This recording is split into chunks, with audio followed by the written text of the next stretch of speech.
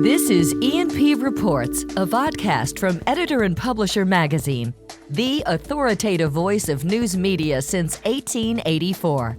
Serving newspapers, broadcast, digital, and all forms of news publishing.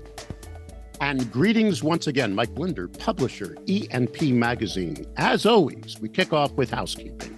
If you're listening to this program on a podcast platform of choice, please follow us. We love being followed. Watching on YouTube, go below me, hit that subscribe button, smash the bell to the right, or click it or whatever. You'll get an update each and every time we upload a new episode of E&P Reports. I don't know if I can call Brock a friend. Are you a friend, Brock? I mean, can we call ourselves friends? Are we acquaintances? Compadres? Friendship starts with time, and we've known each other for probably 15 plus years. So I'd say we could at least get that going for us. We've qualified. I think we met back in your Schurz days, which was what, like? Oh, that would have been 20 years ago. Yeah, I mean, because I remember, but then, at Brock Berry, for those of you that live under a rock, just kidding. Brock Berry is the founder and CEO of a digital agency. We call them, if you're part of this industry, white label service provider for digital services that is really well known now, AdCellerant. But Brock, your background is amazing because you went from AE at Schurz 2001, 2003. See, I stalked you. Immediately over to the Denver Post as sales manager, correct, in 2003.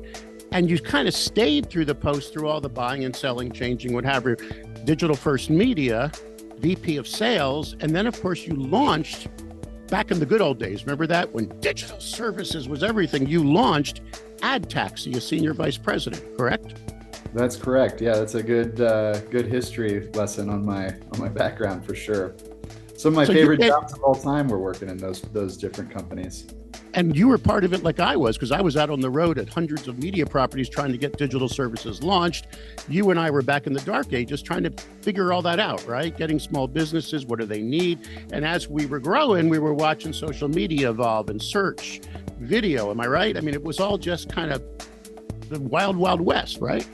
It really was. I think we at least AdTaxi had decided, if we can't beat them, join them. A lot of dollars are moving to social media and search and programmatic, among other things. And we thought if we kind of had this motto, sell the advertisers something they want to buy.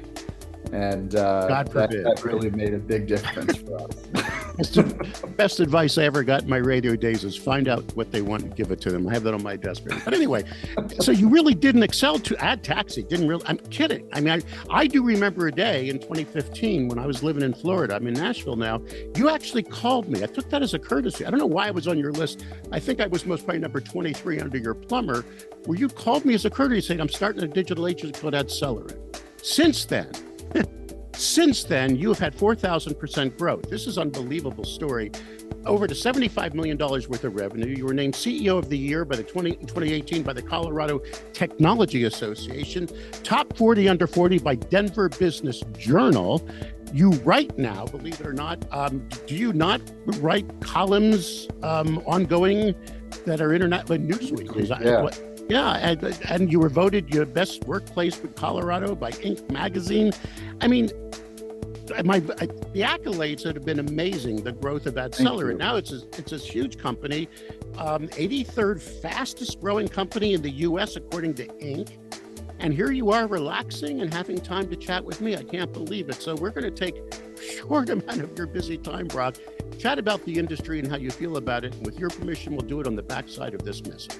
This episode of E&P Reports is exclusively sponsored by Blocks Digital, formerly Town News.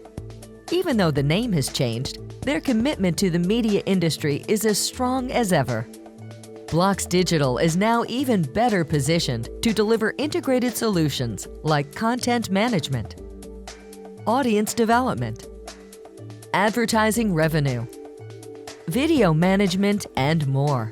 Join the over 2,000 news publishers worldwide that power their ongoing digital transformation with Blocks Digital, serving over 141 million monthly users who view over 6.5 billion pages of content each year. You can trust Blocks Digital to empower you, to connect you at scale with the community you need to reach. Blocks Digital, formerly Town News, now reimagined to help meet the news publishing challenges of tomorrow and beyond. Learn more at blocksdigital.com. Okay, Brock, I know of AdCellerant. I see you at all the last time I saw you, I think was Burrell. Tell me the scope of where you are today. As far as the legacy media industry today, how big is your footprint? How many companies, radio, TV, print, are you providing white label services for right now in the world? Yeah, so it's interesting. AdCellerant's business model is to bring Madison Avenue level marketing solutions to Main Street businesses. So, our goal has never been to work with Fortune 500 companies. Okay. And today we still don't. It's an intentional decision. We work exclusively through media companies and agencies, and we've had the luxury of working with some clients, advertisers, through those relationships where their media budgets are north of 50 million a year. So we've had some great experience and some really large advertisers, and we still work with a lot of the largest advertisers. Those are the ones that typically really stick around. But today we work through, we try to realize that vision of bringing Madison Avenue level marketing solutions to Main Street through about 500 different media companies. Wow. All around the world. How many small businesses, ballpark, right now are doing something through an AdCellerant monitored or working solution right now? There's probably, this month, there would be roughly 12,000 small businesses that are working with us. Now, this is good timing because you and I spoke at Burrell. Burrell, for those of you that are listening, Gordon Burrell, Burrell Associates, big research company in the media industry that analyzes advertiser spending. But correct me if I'm wrong. I was concerned at the Burrell conference. I told this to Gordon because I was sitting and actually having breakfast with someone from your team, and I predicted the first slide would show that the future of all advertising is today small business. Do you agree or disagree? In other words, if we all put all our money on big dog, agency-driven business for the future of advertising, that may not be our future in today's media world. It's small business. But I didn't hear a lot of people there during the program saying, let's go after that business. I still saw a lot of sessions on agencies and dealing with big dogs. It's hard to work with a small business, right? Yeah, I mean, I would tend to agree with you. I think that the number of media companies who will make most of their money on businesses that are spending, 9 figures with them a year, that number is going to be very small in the next 5 or 10 years, if it's not already pretty small. I think that the preponderance of the ad revenue that these companies are going to get, are going to be able to secure, will be through small businesses. Fortunately, in the United States alone, there's 30 million SMBs according to the U.S. government. So, and among those, there are tens of thousands, hundreds of thousands that are spending quite a bit of money, and that those dollars can scale up to millions in terms of local advertising relationships. Those are obviously going to be some of your larger, like, local dealer groups and whatnot. Yeah. But the bigger money for these clients, I think the stable money will be their smaller, consistent advertising relationships. So let's get into the solutions, because this is why it's so great to have you on this program, because you manage this now big company that's dealing with hundreds and hundreds of media companies. And I know you're nerdy because I've known you for years. You're looking at what's being purchased and where it's going. You're trying to keep your eye on the ball. So let's go back a few years. And I may edit this out because we only have so much time, but let's talk about search. Okay, let's go back to the days when Google, remember that? Came out and just started owning search, because you remember the days of InfoSpace, Lycos, like I do, right? Where everybody's trying to figure out search. So here comes Google, and AdWords had very little margin, right? Remember those days, selling AdWords? So everybody wanted to avoid it because you couldn't, mark it up too much, because no one wanted to sell AdWords. Remember those days? For sure. I mean, you gotta give them what they want, right? So you got to find a creative way. How do you get over that margin versus dollars mentality in a world of media today? I hope that's not a loaded question, but you get where I'm going with this. It's a great question, and I have to tell you, like, it is something that our company, is it's a blessing and a curse, to be really candid. I mean, we saw it was especially difficult during COVID. I'll get into that in a second, but to address the first part, which is like, hey, there are going to be some low margin products such as search, where it is hard to wrap your mind around as an executive or as a business owner or a media company. Like, why should we be selling this? Because we're not going to make any money, and that is the obvious like conclusion that they're going to come to. And as a company that runs tens of millions of dollars in search every year, with almost maybe a 1% margin on it, like, I can sympathize. But what I do, and this is, you're right about being nerdy, especially about data, our retention rate of clients who buy search is about 97%. Wow. Which is amazing, right? Once they start buying it, they're not going to stop buying it. And that's the type of customer that if they're buying that product, they're going to buy from us for a really long time. And then if we can get them to buy like programmatic, local SEO, some things that have, considerably higher margins, the overall relationship ends up getting a lot better. During COVID, we saw revenue in the first week after the country shut down drop 40% in about 2 or 3 days. It was one of the scariest moments of my business career. And what didn't cancel were all the search campaigns. So, it wasn't just that we lost 40%. It was that we lost 40% of the stuff that actually had a margin, and our product mix stayed insanely out of whack for over 2 years. It took us over 2 years to rebalance product mix away from, and we want to keep selling search, but we couldn't have such a high concentration of search as a total percentage of our revenue, because it diluted the margin. But it took us 2 years to rebound from that. But today it's back to pre-COVID levels, and our business is healthier than ever. So let's go into the other product. You mentioned programmatic. Programmatic to me was the best sell in the world because it was so easy to explain. To me, I kept using that term over the years. I made millions selling it. It was audience extension, reach extension, right? Train a rep to sell an ad on his own website. Why not just train him to sell the ad on the internet at the same time simultaneously, right? You're doing the creative, right? Just do the reach extension. There were good margins in that. Where are we going to be now, if and when? I always believe, will we lose cookies? Is third-party data dying? And where will programmatic be, in your humble opinion, sir? It's an interesting question. I think the future of targeting and reach extension, programmatic advertising, is just going to change a lot. There is going to be a considerable focus on first party data. So if your client has an email list, they know who's purchased in the past, repeat customers are valuable, or their purchasing lists, perhaps.